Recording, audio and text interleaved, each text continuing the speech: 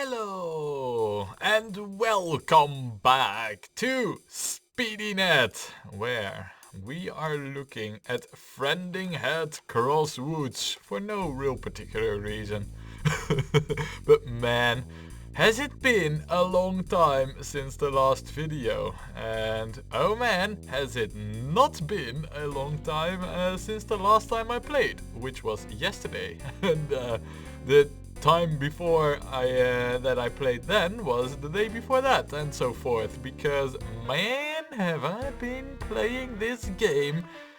Well, pretty much the hell out of it, I think, is a safe assumption, and the results are clear to see below here at the date part of the window, which says 11th of November 1973, which, if I'm right, is 11 years or so since last video? Yeah. So you might be wondering, like, Damage, what the hell have you been up to, and why have we time warped into the future? Well, I've done a thing, which I said I would do, you know, and that is when we started this series back up. Remember what I said, that the era of Steam is beyond us. We're in the modern times now. Well, it took me 11 years, but I've put action to those words, because we, ladies and gentlemen, are now officially without any steam locomotives.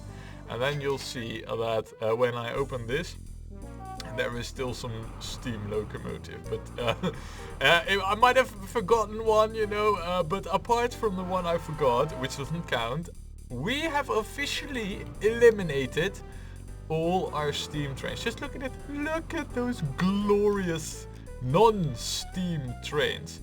Now, I didn't just do like the thing where, you know, I select a group and say, okay, manage the list, replace the thing with the thing.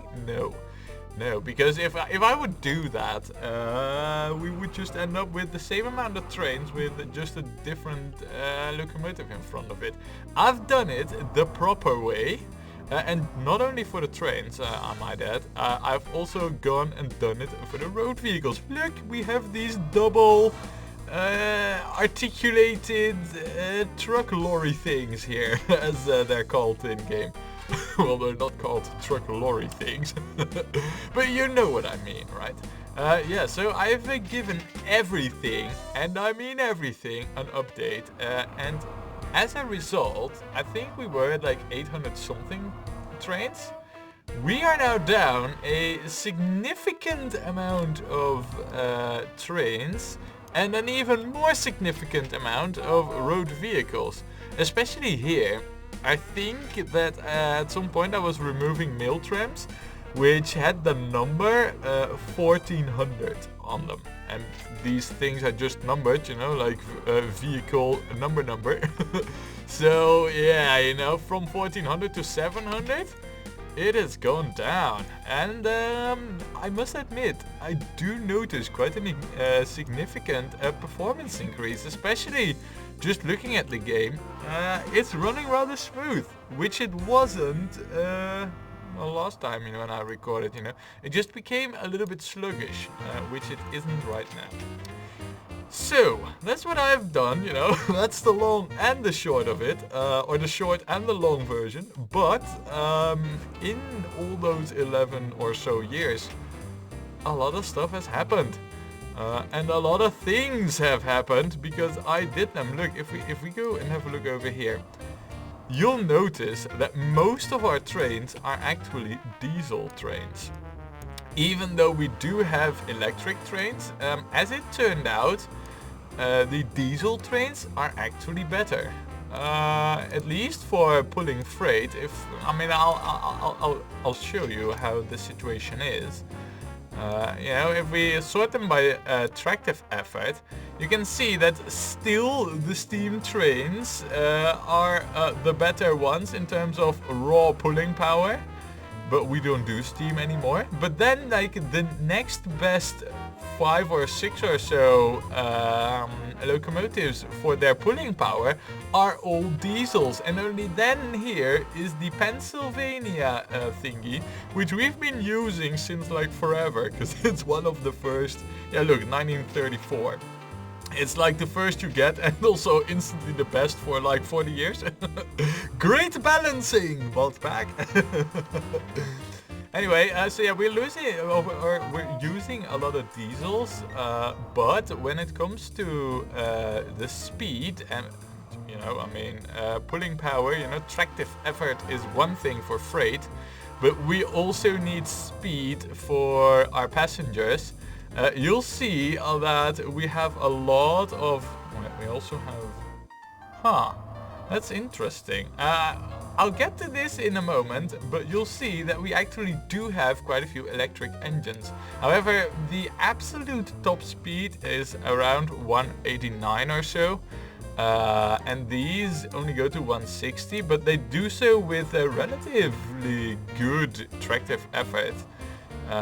This one can be re-geared though, but when you set it to like 190 kilometers an hour, it only has 150, which isn't that much in terms of tractive effort. And here's the thing, there's a reason why I've gone through all this effort, you know, to replace everything, because I didn't really plan at the end of last video to do this, and the reason is simple. If we take a look at the passenger thing here, we have the bi-level car, and that is a 68 passenger carriage, and before we had one that was 40. So this is almost doubling it. And seeing how we had huge passenger issues, with the emphasis on had, I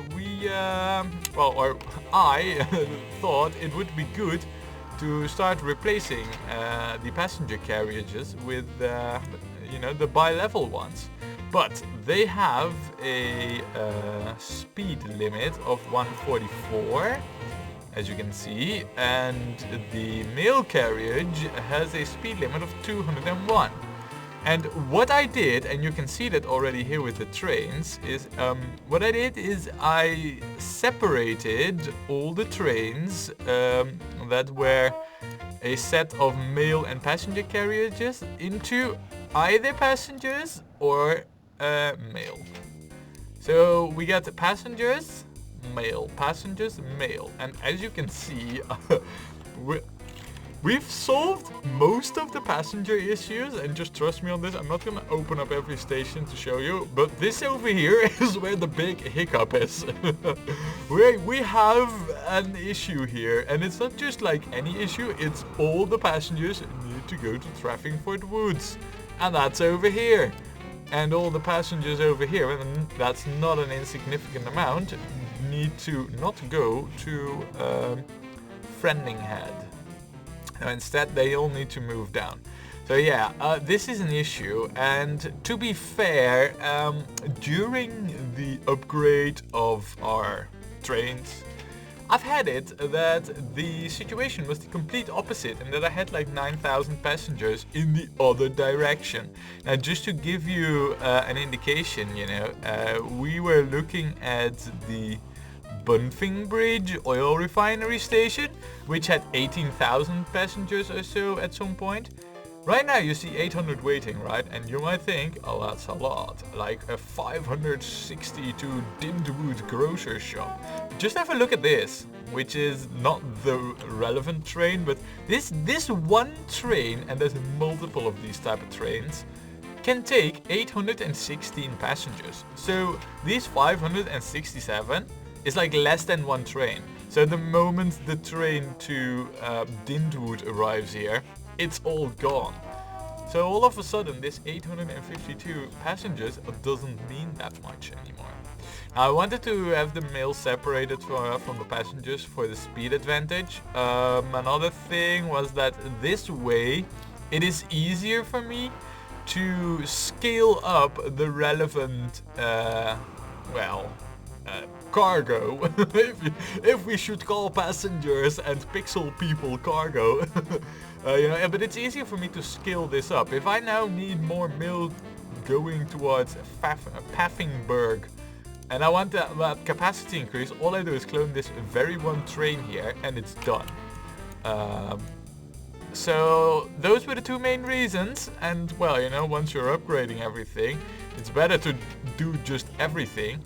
And with that, I've reduced the train count quite significantly, and I even went as far to do the whole 9 yards, this junction included. The only thing that I did not include is if we have a look, for example, over here to, yeah, this one.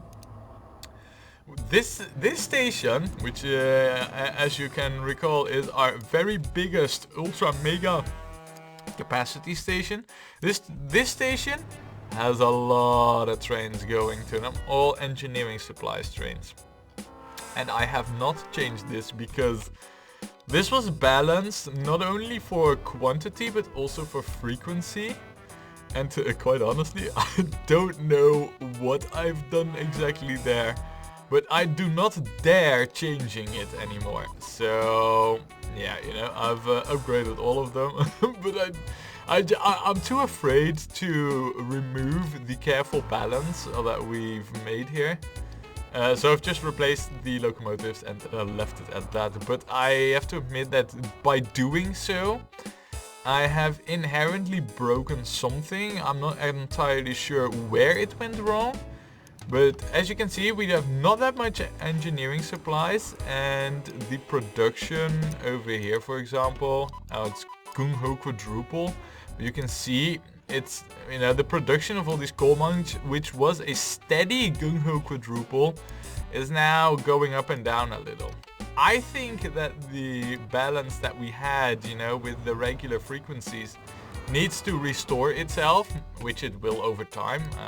I'm not afraid of that, but for the time being, it's, well, disturbed, so to say. Having said all these things and knowing all of the stuff, we left last time with having set up the passenger or town growth program over here. Not only just over here at Sandingstone and so forth, just in general over here in this area where... What? Say what? You say what? We have another bauxite mine? No freaking way. We have another bauxite mine. Oh my goodness. This is insane. Where does it end? Do we ever stop getting bauxite mines over here? I'm afraid the answer to that question is just a solid no. Anyway, what I was saying was that we have had the town growth program going bonkers over here. And to be fair, it's been growing rather well. And what I've noticed is that we're not really handicapped by the petrol. I mean, sure, that does play a role. But we're mostly handicapped by how many passengers we can deliver. And I have balanced things. Like if we have a look over here, you can see that the most of the passengers that we have over here actually need to go to this town. Like 6,000 of these passengers need to go towards the grocer shop here, which is presumably their end destination. Look, see, and then we can see where do they all come from. Well, this is what we've all moved to this station. So, you know, the growth of the cities is not limited by petrol anymore. Now, as it stands currently, these towns of this size, like 3,000 and 4,000 and however big they've become, they all need only petrol and mail and passengers, and that's about it, you know, same over here. You know what I'm really aiming for, or aiming, but at least what I want to reach with the town growth program. And if we go back to, say, like for example over here where the cities are a little bit bigger, what I want to reach is the moment where we need more than those 3 requirements for growth. I don't know if there's, I mean, there must be a few more cities that like over here for example, we've gone and created metropoli. I want to see, and I want to reach the stage where we need even more. I want to need also, I don't know, will it be food or will it be goods?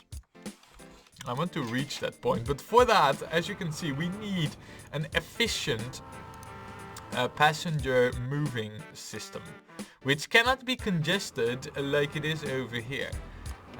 For example, you know, we have a few bottlenecks, and most of them are limited by the quality of the vehicles, let me put it like that, and the capacity. So, and then you run into the issue like, okay, so we have the tram line here. I mean, don't get me wrong, I have quite a few passenger trams, as one can see. It is not enough to move all the passengers from over here towards this station. So yeah, you know, that we're definitely limited by that. But we, or I, I should say, have been playing this game for God knows how long by now, weeks presumably, without recording anything. And it isn't that just that I've been replacing locomotives. No, we've gained quite a few new things and toys to play around with. One of which is this fancy new hovercraft. Look at it. It is a ship that can go a freaking 112 kilometers an hour. I mean, that's not just like any speed. Look at it go. It's like racing on the water. All those ships that go only 32 kilometers an hour, it just flies over them or underneath them, as the case was here. So yeah, you know, we've gained quite a few new toys. Now, let me just quickly go through the vehicles, you know, just so you know what we've gotten. At the passenger front, it's not that much. Over here, we have just gained this ultra quick mail van, but as you can see, we've only gained that recently. We're not using it as of yet. And for the rest, you know, for all these other trucks, we're all using the double thingy truck here. So, you know, all with the double trailer, I guess one should say. Over here, we're using this tram here and this one. This is a really nice cargo tram, which can carry 52 bags, no less. So, you know, that's it for the road vehicles. Not that much special. As we arrive over here at the boats, though, I mean, this is all the stuff we had, you know, all the sail ships. Let me just have a look. No. Let me just have a look over here at introduction date. Yes. Yeah, this tells the story better. The Windjammer is, I believe, the last ship we received after we received all of these ships. You know, they all became available pretty quickly after each other. And then there was a long drought for a good 50 years, but that has ended. As we now have a... I don't really know what this boat is all about. Yeah, this was the one droplet in the drought. But look at this. We have this catamaran ferry, which is rather quick and can carry quite a few. The hovercraft that I just showed. But we also have the upgraded passenger ferry, which can carry a few more passengers and is twice as quick. And we now also have a goods hovercraft. What we're lacking, though, is the big capacity ships that are quick. And I don't know if we're ever gonna get them, but we are getting the quicker alternatives.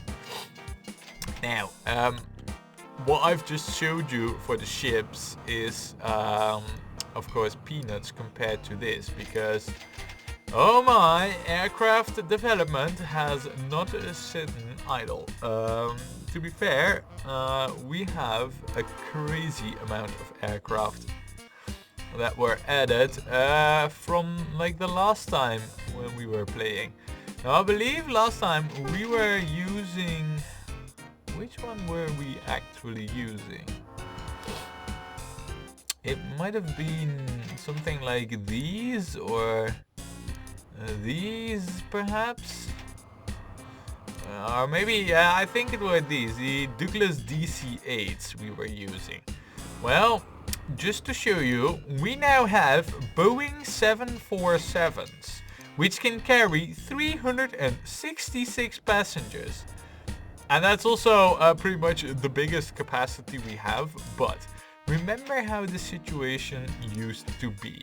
That if we were to have a look at our airfield, like over here, where this Manningwell and New Hanningwell docks, you know, this airfield always used to be super congested. Look at it.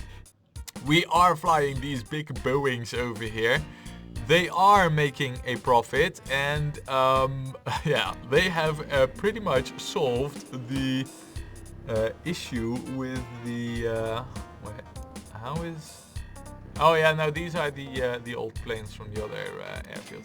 But yeah, they solved all the throughput issues that we had. I mean, these airplanes, they can handle a serious cargo. So, you know, having these has solved quite a few issues.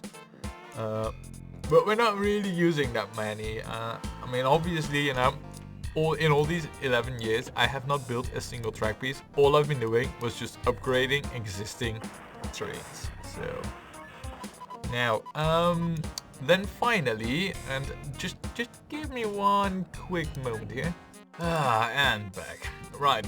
So as I was saying, you know, it hasn't been just all well, vehicles and airplanes and chips. And by the way, isn't it lovely how this giant Boeing 747 with 2 stories is landing on a muddy airfield here? I love it. I think we are the greatest transport company, having giant aircraft land on a field, basically. That's what's happening. Oh, hilarious. I love it. Anyway, you know, the most important upgrades and updates that we've had are, of course, to the trains.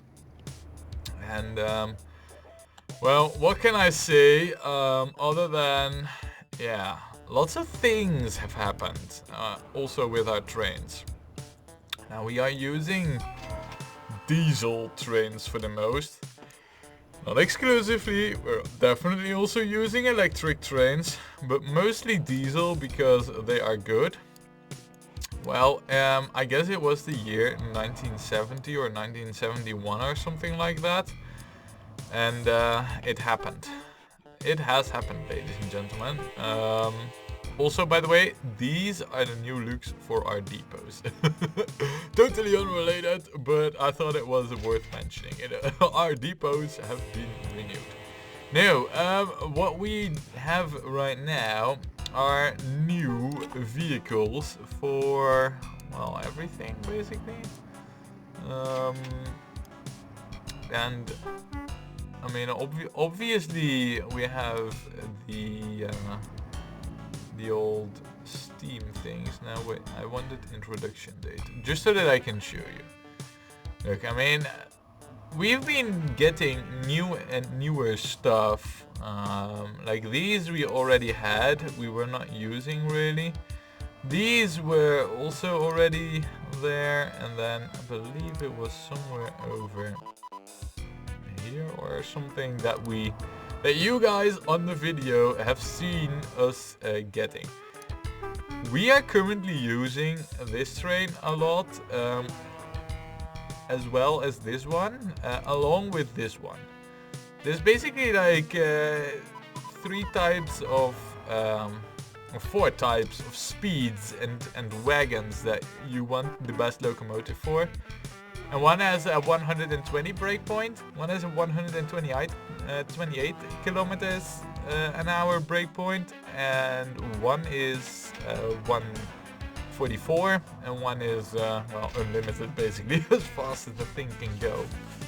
But we also have over here this turbo train turbine thing, and it's rather new.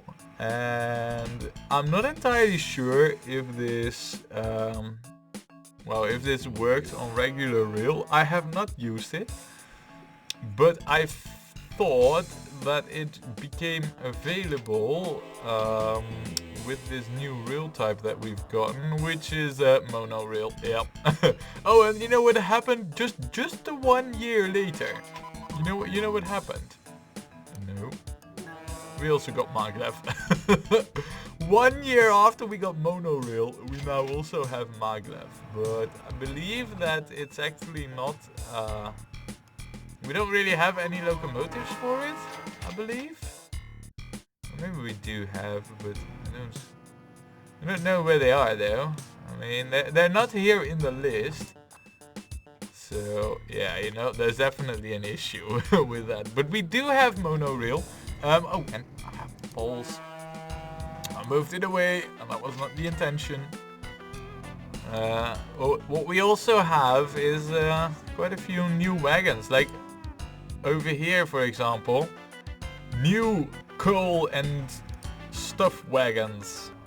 And the same for over here, really, and new tanker wagons, you know. So we've also gained, like, a new set of wagons to play around with bigger capacities and bigger speeds.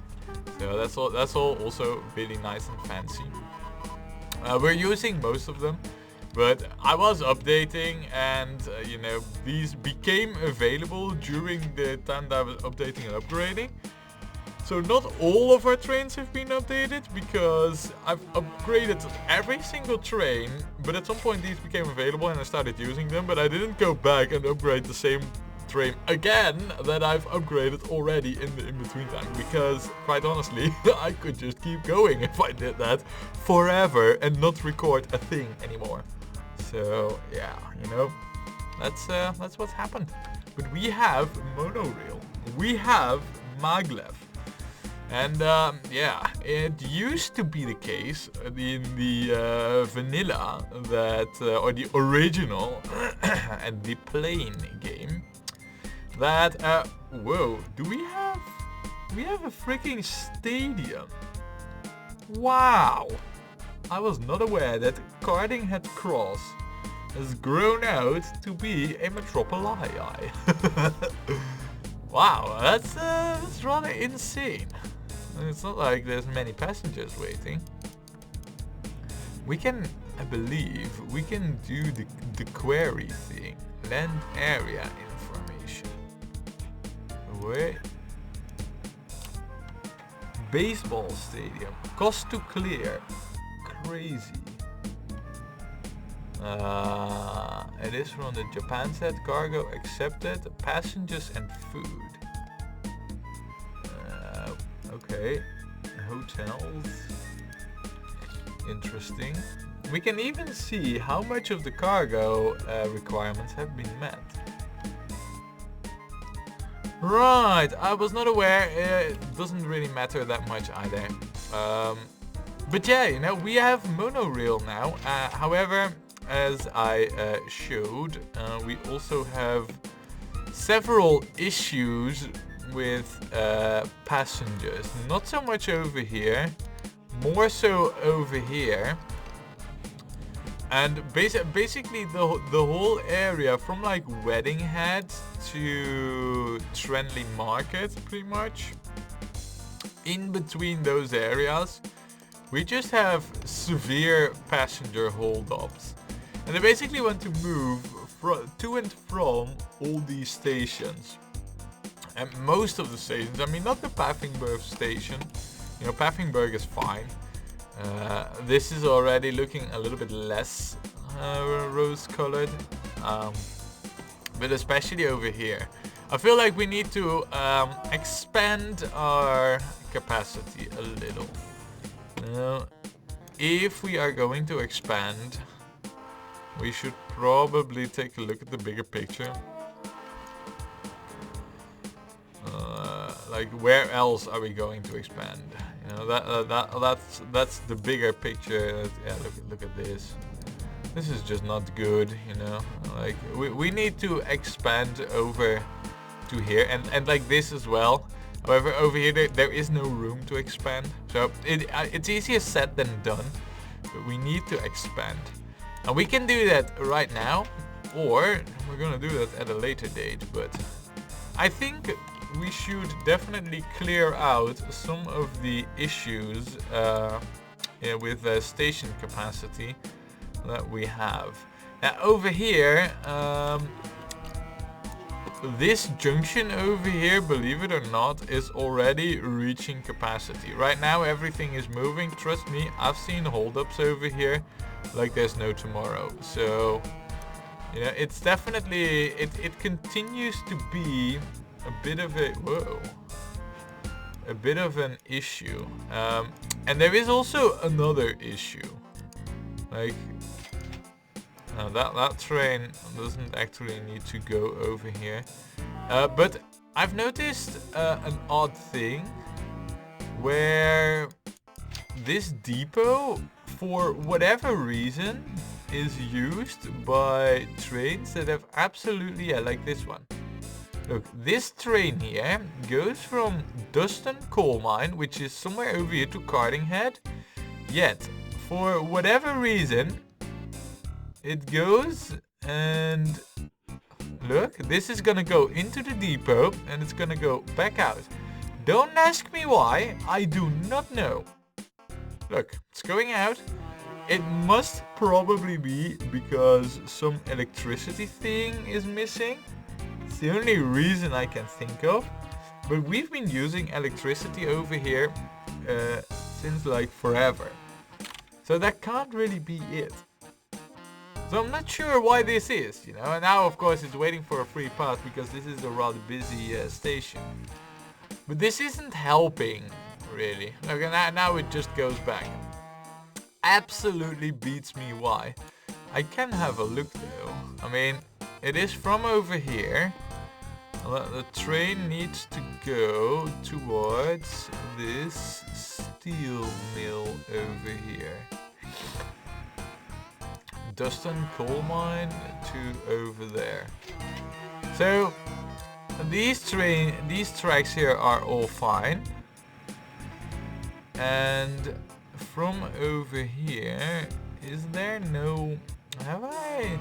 that might be it, actually. Coming to think of it, I only now realize that what I might have forgotten is that this might actually be the turning point for these trains, because there is no way for them to go over here. Huh. So this happens on the way back. The only real way to solve it would be to add some track works.